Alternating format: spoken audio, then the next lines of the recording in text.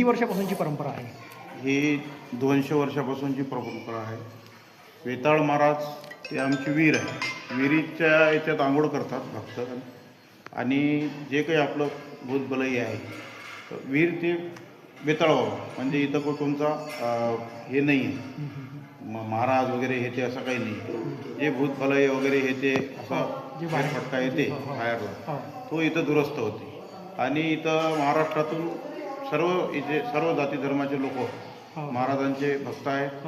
दर पौष महिन्याला जे अमावस्या तू अमावस्या, कधी 4 रविवार कधी 5 रविवार असे इथं पडतात. आणि 4थ्या रविवारी आमचा महाप्रसादचा भव्य दिव्य एक लाखोच्या संख्येच्या याच्यात कार्यक्रम होते. 51 क्विंटलचं आमचं सगळं बुंदी आणि भात वरण हे ते भाजी पोळी सगळं असा एक महाप्रसाद राहते. महाराष्ट्रातल्या कानाकोपऱ्यातून विशेष म्हणजे मूर्तीच्या पुढचं वेगदान म्हणजे याच्या स्वरूपात अन्नदानाच्या स्वरूपात सर्व भावभक्त करतात. आणि 200 वर्षापासून जे आता हे भागवत सप्ताह केलेला आहे आम्ही मागच्या याच्यात 5 वर्ष झाले आम्ही कथा केलेली आहे. आणि आता शिवमहापुराणाला सुरुवात केली यावर्षी. आता उद्यापासून म्हणजे 4 तारखेपासून त्याची चालू होणार आहे. आणि सांगता 11 तारखेला महाप्रसाद आणि हे होणार आहे.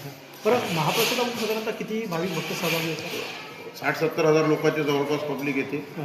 आणि महाप्रसाद अगदी व्यवस्थित भात भाजी पोळी त्यांना देऊन आम्ही हे करतो.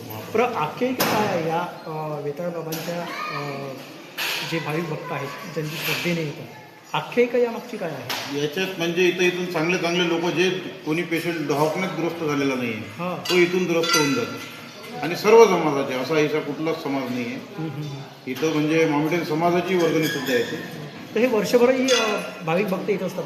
दर रविवारी भाविक भक्त येतात. आमची सरगत निघते 10ला 1 वाजेपर्यंत. आम्ही म्हणजे जे दिंडी निघते दिंडीच्या संदर्भात तिथं भजन कीर्तन राहतं.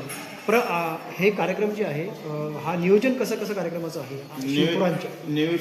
शिवपुराणचे म्हणजे उद्यापासून आता हे भागवत सप्ताह चालू होणार आहे. त्याच्यात म्हणजे नामांकित कीर्तनकार तिकडले महाराष्ट्रातले चांगले हे धार्मिक कार्यक्रम हरिपाठ हा सर्व कार्यक्रम आम्ही मंदिराच्या वतीनं गावकऱ्याच्या वतीनं सर्व हे करतो, आयोजित करतो. बरं, या देवस्थानाला कुठला दर्जा आहे? का दर्जा आहे? तर देवस्थानाचा दर्जा वाढवण्यासाठी किंवा निधी वाढवण्यासाठी म्हणजे आता एक महाराष्ट्रामध्ये प्रतिष्ठित वेताळ बाबा देवस्थान आहे, त्याचा निधी वाढवण्यासाठी तुम्ही महाराष्ट्र शासनाकडे किंवा प्रशासनाकडे काय विनंती करणार? आम्ही आता करू. म्हणजे आतापर्यंत आमचे आजोबा जे होते ते अध्यक्ष होते, जुना काळ होता. आम्ही आलो तेव्हापासून बरंच सुधारणा झाली. जे लोकप्रिय आमदार आहेत, खासदार साहेब आहेत, रणधीरभाऊ सावरकर आहेत, यांना आम्हाला हमेशा मदत करतात. त्या हिशोबानं आम्ही आमचा विकास कामाचा हे करतो. बरं, ज्या दिवशी याचं शेवट असते, समापन असते, त्या समापनाच्या दिवशी काय नियोजन असते कार्यक्रमाचं? नियोजन म्हणजे गाडीसाठी पार्किंगसाठी तिकडे व्यवस्था केलेली जाते. या साईडनं दिली दोन्ही बाजूनं पार्किंगची व्यवस्था झालेली राहते. महाप्रसादाचे स्टॉल लागलेले राहतात.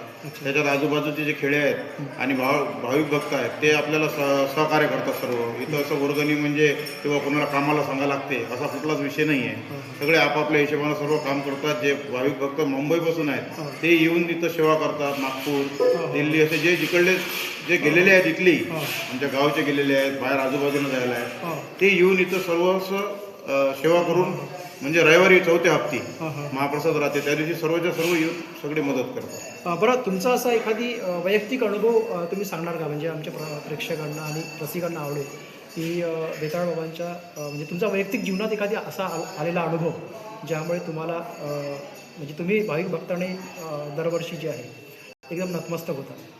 ही अशी आहे कहाणी की ज्या माणसाजवळ म्हणजे काहीच नव्हतं माझ्याजवळच एक स्वतः अनुभव. म्हणजे मी एक साधारणच म्हणजे टोपले उचलणारा माणूस होतो. धंदा चालू केला वेताळ बाबाच्या नावानं कन्स्ट्रक्शन केलं. आज 25-30 गाड्या माझं क्रेशर आहे. सगळं म्हणजे महाराजांच्याच नावानं आहे. आणि भाविक भक्त जे आहेत ते कोणी नोकरीवर आहे कोणी हे आहे तर सर्वात पहिले जे काही कोणी नोकरीवर लागते इथं म्हणजे त्याच्या पेटीत टाकून जातात. शिवणकर महाराज आहेत आमचे. शिवणकर महाराजांचं पूर्ण फॅमिली म्हणजे मुंबईपासून सर्व येऊन 4थ्या हप्ती म्हणजे उद्यापासून त्यांची मोफत सेवा आहे. पूर्ण नियोजन त्याचं आहे यात्रेत. म्हणजे बा हे जे हे आहे शिवणकर परिवाराचं पूर्ण गेट वगैरे लावलं होतं. ते यंदा गेट तुटलं त्याचं. आणि दरवर्षी त्यांची 51,000 रुपये वर्गणी स्वतः महाप्रसादात असून पूर्ण सेवा 8 दिवस फ्री आहे. म्हणजे हा शेवटी श्रद्धेचा प्रश्न आहे. म्हणजे श्रद्धा जर तुमची असेल हां. तर तुम्हाला कुठेही कुठे खाली हात तुम्ही येत नाही असं म्हणता येईल. तर आता आजचं जे कार्यक्रमाचं नियोजन कसं राहणार आहे? उद्याचा कार्यक्रम आहे. उद्याचा उद्याचा तर सकाळपासून चालू होऊन जाते कार्यक्रम. पूजापाठ शिवणकर महाराजांच्या नियोजनामध्ये हां. उद्या कथाची सुरुवात होते हां. आणि नंतर 11 तारखेला समाप्ती होते त्या. तर त्याच्यात नंतर आपले नामांकित कीर्तनकार आहेत. संध्याकाळी सायंकाळी आपला 8 वाजून 11 वाजेपर्यंत समजा कीर्तनाचा कार्यक्रम होते हां. आणि नंतर आपली कथा होते 2 ते 5 पर्यंत. बरं, या निमित्ताने सर्व धर्म समभाव जो आहे, जो एक संदेश आहे सर्व धर्म समभावाचे, हे सगळ्या जाती धर्म 18 पगड जातीचे लोक, या निमित्ताने या महाप्रसाद निमित्ताने तुम्ही काय विनंती करणार आजूबाजूच्या परिसरातल्या महाराष्ट्रातील जनतेला, अमरावतीकरांना, अकोलेकरांना काय विनंती करणार? आम्ही एवढंच करू की आम्ही म्हणजे जे नियोजन केलेलं आहे त्याचा महाप्रसादाचा सर्वांनी लाभ घ्यावा अशी आमची सर्व गावकरीच्या वतीने आणि मंडळाच्या वतीने, कार्यकारिणीच्या वतीने सर्वांना विनंती राहील की आमच्या महाप्रसादाचा त्यांनी लाभ घ्यावा.